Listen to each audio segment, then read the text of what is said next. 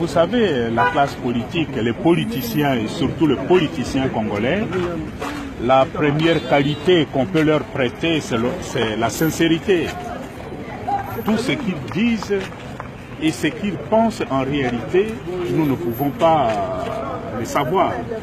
Mais nous avons l'impression qu'il y a beaucoup de jeux d'intérêts partisans, intérêts égoïstes qui priment sur l'intérêt supérieur du pays. Comment les contraindre finalement à redescendre et à terminer ces discussions sur l'arrangement particulier? Mais c'est aussi la pression du peuple.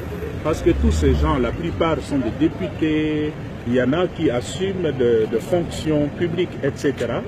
Moi, je crois qu'il appartient au peuple de leur signifier ses mauvaises humeurs par rapport à ce genre de comportement ou de petites questions qu'on pouvait facilement régler, on fait traîner en longueur comme si la souffrance du peuple ne leur disait rien. Alors à quel côté appartient finalement le blocage?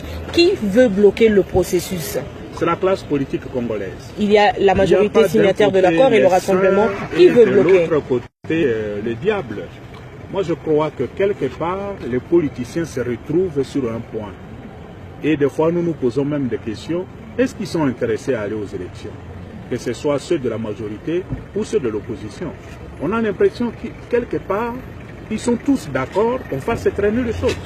Monseigneur, quand vous parlez, les peuples doivent leur signifier qu'ils sont mécontents. Par quels moyens? Manifestation?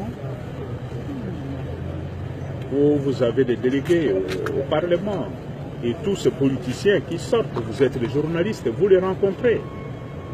Il n'y a personne qui vous empêche de parler avec eux, de leur dire ce que vous pensez de leur comportement, qui, malgré tout le respect que je dois à eux à cause de leur fonction, mais des fois ça frise, on dirait l'irresponsabilité. Vous pouvez ouvrir la Senco pour que la population vienne manifester ici pour mettre la pression politique? Ben, vous savez très bien que ce n'est pas le rôle de la Senco de vous demander de venir manifester ici. Kinshasa, c'est combien d'habitants? C'est au moins 8 millions. Vous n'allez pas faire venir 8 millions ici à la Senco. Si le peuple veut exprimer ses mauvaises humeurs, vous savez comment il doit le faire. Est-ce que les évêques sont en passe d'échouer dans leur mission de médiation? Ça, c'est à vous de juger. Qu'est-ce qui vous a choqué dans leur comportement ce soir? Mais une sorte d'inconscience, on dirait une insensibilité face à la gravité du moment. Notre pays est en train de vivre un moment critique avec tout ce qui se passe dans les Kasaï, la situation avec les milices de Kamina Sampo, les nouvelles qui nous parviennent de l'Est. Et il suffit de vous promener dans la ville de Kinshasa, vous vous rendez compte de la misère du peuple. On dirait que c'est une classe politique qui vit dans un autre monde, qui ne voit pas ces réalités.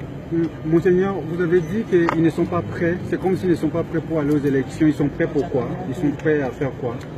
Je ne sais pas, posez-leur la question. À faire traîner la transition? Dans le discours, le président de la Senco a bien dit qu'il y avait eu plus de temps qui avait été passé pour signer l'accord que l'arrangement particulier. Or, l'accord, on sait pour les questions, l'arrangement particulier pour le pouvoir. Est-ce que c'est déjà une conclusion que vous faites à propos des acteurs politiques? Mais c'est l'impression que ça donne. Si vous voyez les contenus des discussions actuelles, plus personne ne parle des élections. Tout le monde parle de poste ministériel. Et chacun pense aux intérêts qui seront les siens dès que le nouveau gouvernement sera là. Donc c'est plutôt une sensibilité qui porte plus vers ce qui me revient à moi et à ma famille ou à mon groupe politique que l'intérêt supérieur de la nation. Monseigneur, qu'est-ce que vous allez utiliser maintenant de tout ce que vous avez utilisé comme pression pour qu'ils avancent? Mais la pression ne viendra pas seulement de la Senco. La pression doit venir aussi de vous, journalistes.